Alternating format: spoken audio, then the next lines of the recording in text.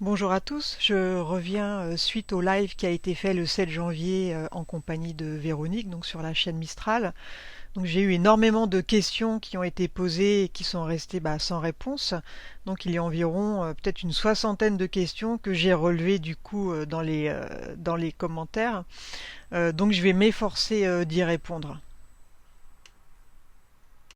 Alors une des questions ça a été est-ce qu'il s'agit de la même hypnose que Dolores Cannon? Alors, de ce que je connais de Dolores Cannon, oui, il y a pas mal de similitudes. Peut-être que la différence, ce sera que eux, ils font appel à des entités positives, des archanges, des anges pour la guérison. Alors, quand des entités positives se présentent, la différence qu'il y aura peut-être, c'est qu'avec le type d'hypnose que je pratique, moi, je vais faire une vérification. Je vais pas prendre pour acquis que l'ange qui se présente, c'est bien un ange. Donc avec le télépathe, on va vérifier l'énergie dégagée par l'entité, hein. Donc si c'est une énergie positive, angélique, bah oui, on va la reconnaître. En revanche, si c'est un leurre, si c'est une entité qui se fait passer pour un ange, et en réalité c'est plutôt un reptilien ou un démon ou autre, là on va le savoir, hein. Alors une autre des questions, c'était de connaître ma formation. Alors moi j'ai une formation en hypnose ericksonienne que j'ai fait dans un premier temps. Ensuite, je me suis formée à l'hypnose spirituelle. Donc là, plutôt à naviguer dans l'entre-deux-vie, dans les vies antérieures, communiquer avec les défunts. Je me suis orientée aussi vers l'hypnose ésotérique. Donc là, plus pour débusquer les entités négatives, hein. Donc voilà, après, on fait un mix avec tout ce qu'on sait et puis on fait sa propre méthode. Alors une autre question, est-ce que c'est valable pour les addictions? Bah oui, bien évidemment. Donc les addictions, ça peut se travailler en hypnose ericksonienne. Donc là, on va travailler directement sur l'inconscient. Et puis aussi en hypnose régressive et ésotérique, où là, on va retirer aussi l'addiction, mais sur un plan éthérique.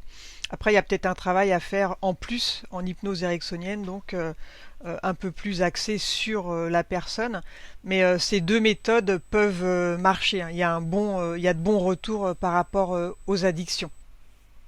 Alors, on me demande aussi pourquoi je ne fais plus d'enquête.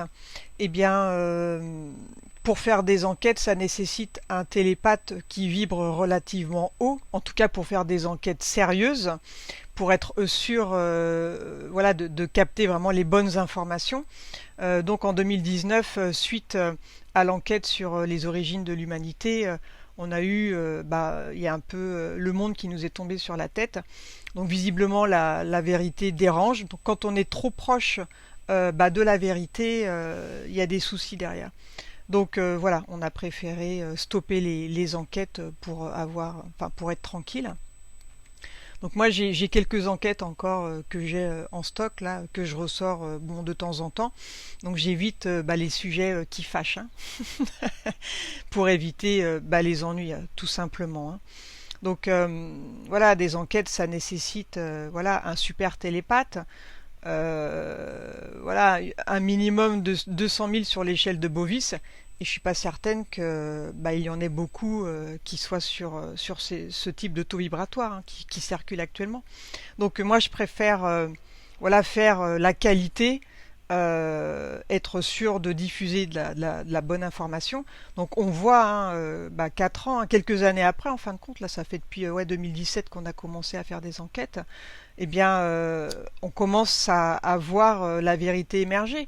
Donc on a parlé que la Terre elle était beaucoup plus grande qu'en réalité. Donc ça c'est une théorie qui commence à sortir de plus en plus, hein. On a été quand même les premiers en hypnose à le voir. Tout ce qui se passe actuellement sur les vaccins, sur ce qui se passe en Europe, tout ça, ça a été vu aussi à l'époque.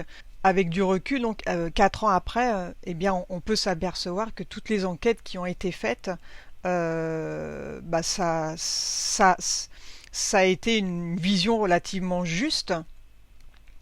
Donc, ce qui explique aussi pourquoi on nous a fait taire. Alors, une autre question, pourquoi on fait une EMI sans le chercher ni savoir ce qui arrive? Alors, qu'est-ce que c'est une EMI? Donc, une EMI, c'est un état de mort imminente. Donc, par exemple, une personne qui se retrouve à l'hôpital, il y a toute une équipe autour d'elle qui cherche à la réanimer, par exemple. Et bien à ce moment-là, suite à un choc violent, elle a pu expulser son corps éthérique de son corps physique.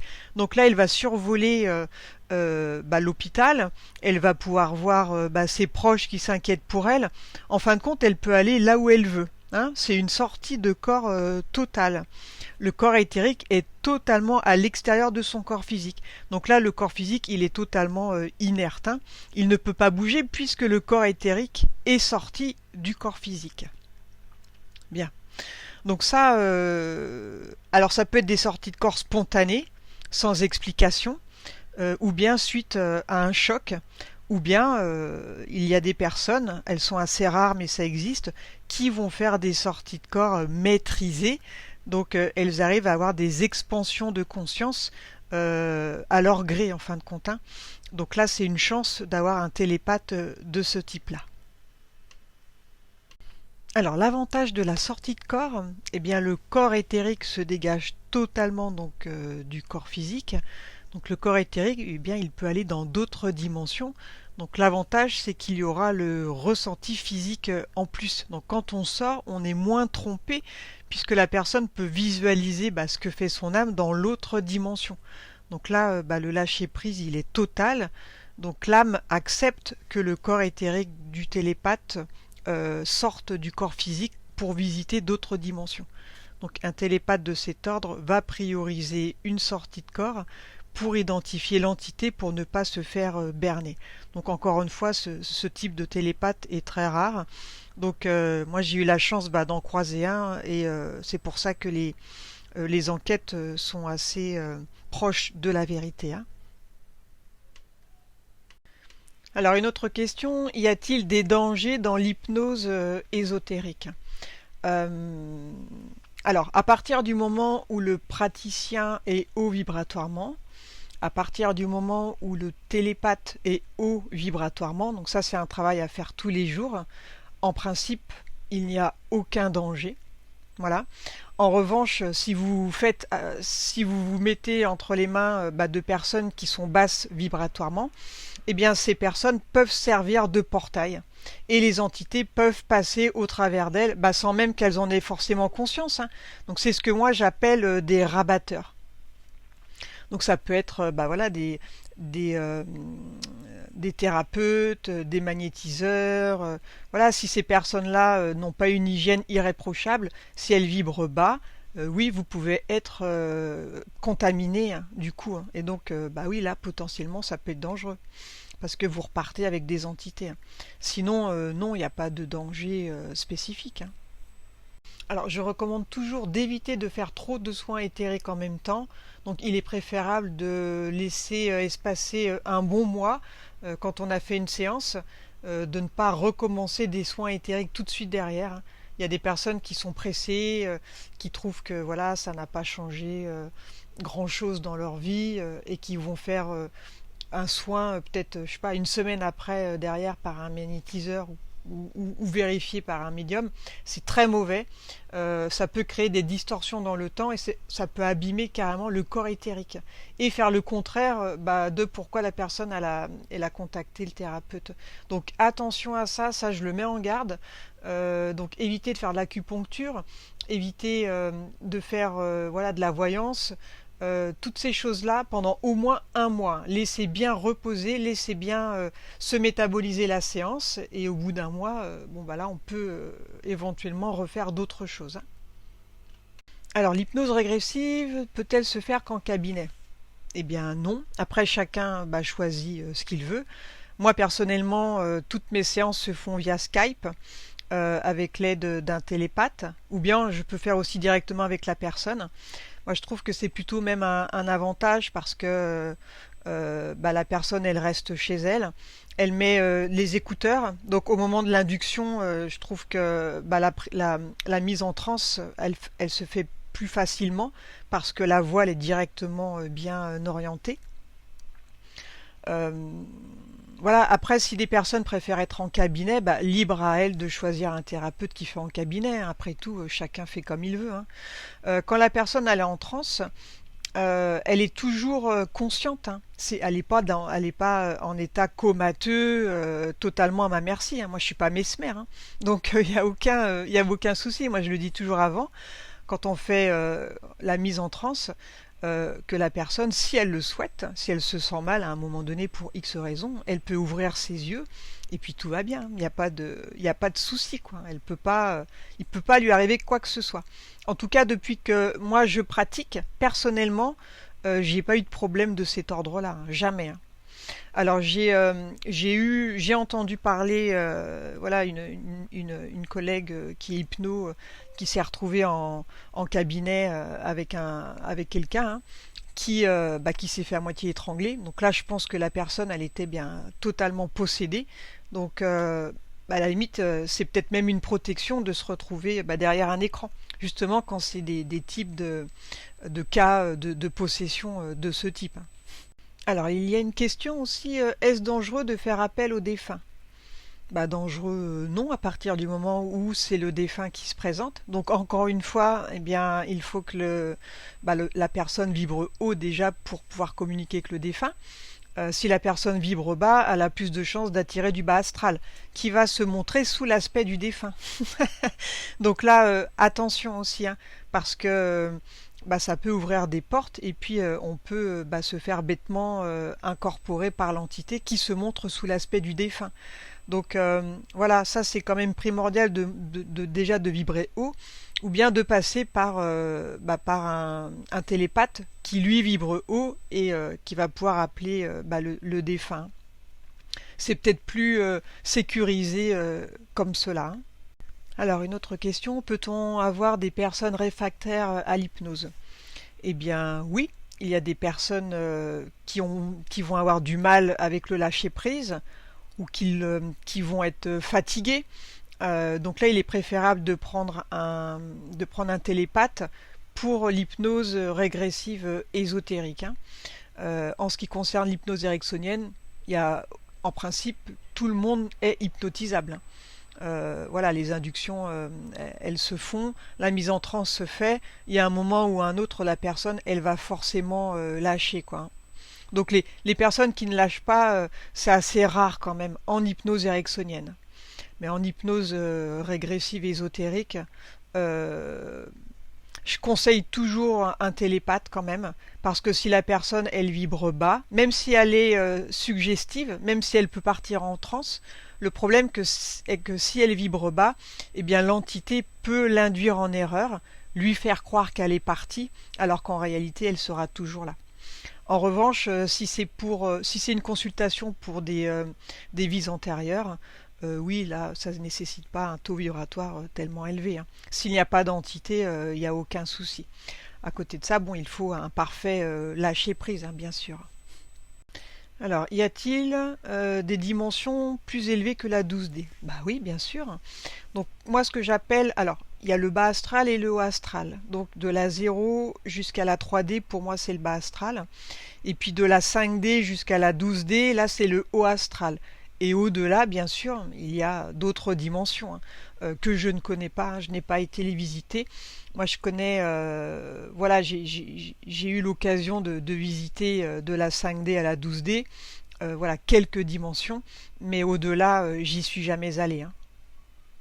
Mais ça vibre toujours plus haut, hein, c'est des dimensions très éthérées, très spirituelles, donc ça monte toujours, hein, c'est illimité en réalité, hein. Alors la question c'est pourquoi est-ce que la 3D est négative?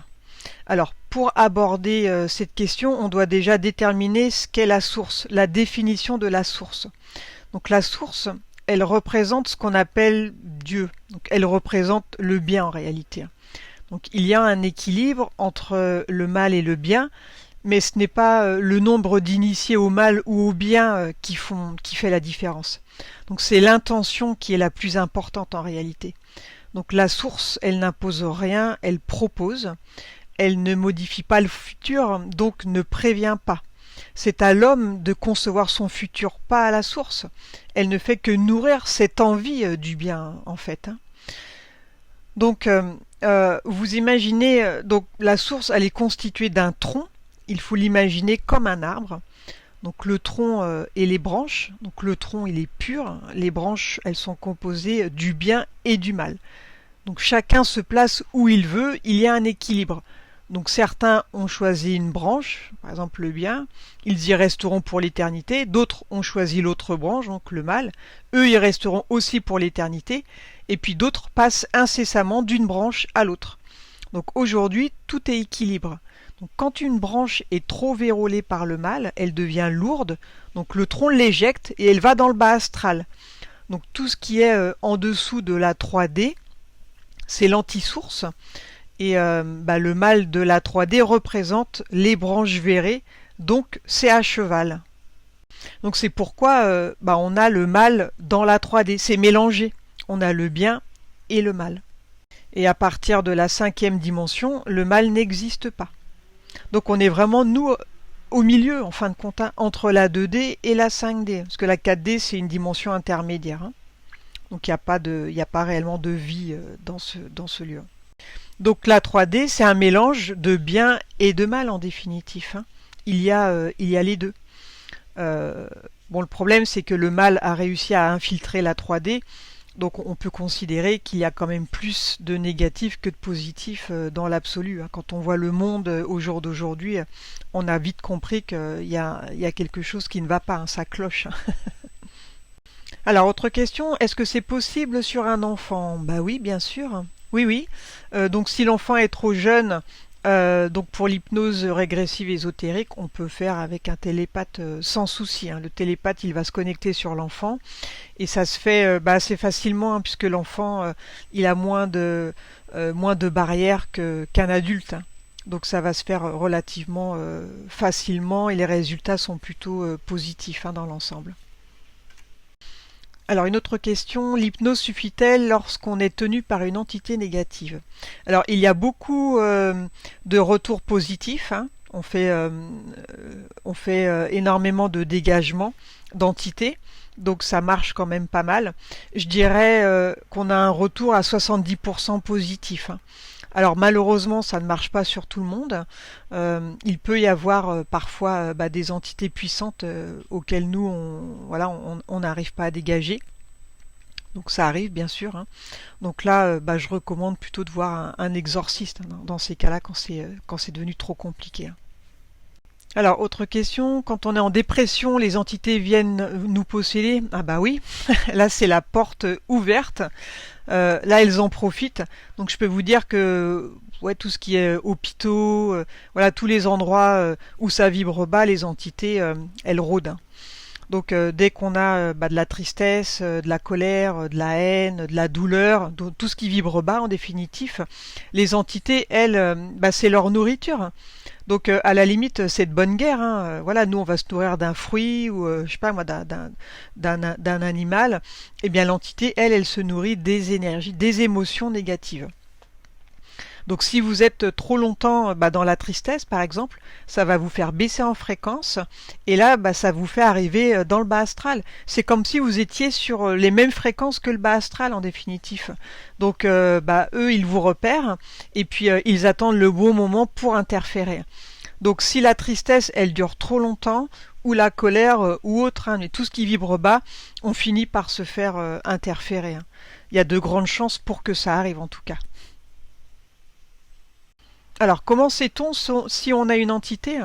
Eh bien on éprouve un certain mal-être, indéfinissable, toujours souvent des bâtons dans les roues aussi, une grande fatigue parce que l'entité elle peut énormément pomper. Il y a des cas d'abduction aussi où des femmes elles servent de couveuses, hein, elles font de la reproduction, donc elles peuvent avoir un ventre assez proéminent relativement tout le temps en fait, hein, malgré les régimes. Voilà, ça dépend des cas en définitif. Hein. Mais on éprouve quand même un profond mal-être, beaucoup de fatigue inexpliquée alors qu'on dort bien la nuit, mais on se réveille, on est encore fatigué. Et puis prendre son taux vibratoire, hein, forcément. Si on est à moins de 5000, là il y a de grandes chances qu'il y ait une entité. Hein. Alors, est-ce qu'on peut se débarrasser de l'entité soi-même? Oui, Je pense que certaines personnes y arrivent, elles n'en ont peut-être même pas conscience. Moi, j'ai eu des cas où des personnes m'ont rapporté qu'en voyant une de mes vidéos, ça leur a tellement parlé que ça leur a fait prendre conscience que peut-être qu'elles pouvaient être interférées, que ça a déclenché un mieux-être. Donc ça a éjecté l'entité. Donc voilà, il y a des cas comme ça. Des personnes aussi, elles peuvent travailler sur leur taux vibratoire. Je sais pas, euh, par rapport à l'alimentation, faire des choses qu'elle aime. Voilà, quand on va être heureux dans sa vie, on va monter en fréquence et l'entité, elle va avoir du mal, elle, à tenir les hautes fréquences. Donc elle peut partir d'elle-même parce que ça va être trop fort pour elle, hein. Alors, comment savoir si l'entité est partie totalement? Bien, après une séance, moi je demande toujours un retour au bout d'un mois pour voir un petit peu comment ça évolue. S'il y a toujours un mal-être, bon, il faut peut-être vérifier, hein. Parfois, l'entité, elle est maligne.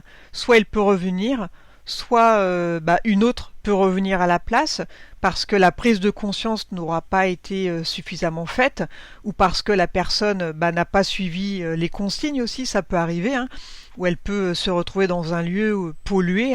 Donc attention aussi où on va, attention qui on fréquente, parce que une entité peut rapidement revenir, hein. Donc il faut continuer à bien garder ses fréquences élevées après une séance, et puis continuer aussi à se nettoyer régulièrement en visualisant des douches éthériques par exemple, hein. Alors, autre question, expliquer ce que c'est se nourrir de la peur. Eh bien, c'est un petit peu comme la question d'avant, hein, se nourrir de la tristesse. Voilà, une personne qui a peur, elle va vibrer bas, et les entités, donc, elles vont, elles, se nourrir de ces fréquences qui sont basses. Donc, l'idéal, c'est de se sortir de la peur, éliminer toutes ces peurs, toutes ces émotions de peur qui sont en soi, hein. C'est pas normal de vivre dans la peur, hein. Et une fois éliminée, l'entité, elle a plus rien à manger, elle. Donc l'entité, elle va dégager, elle va partir ailleurs. Donc tout ce qui vibre la peur, la tristesse, la colère, hein, tout ce que j'ai vu avant, c'est pareil, hein. Ça nourrit des entités. Elles se nourrissent des émotions, c'est leur nourriture. Bien, j'ai réussi à répondre à quelques questions, donc je vais m'arrêter là pour aujourd'hui. Donc je vais reprendre la suite plus tard. N'hésitez pas à me poser des questions, hein, s'il y a des choses qui ne sont pas très claires par rapport à mes réponses. Donc je me ferai un plaisir d'y répondre. Et je vous ai mis aussi en lien de description toutes les enquêtes, enfin en tout cas une bonne partie des enquêtes qui ont déjà été réalisées. Et puis mes coordonnées si vous avez besoin de me contacter. Donc je vous dis à bientôt. Au revoir.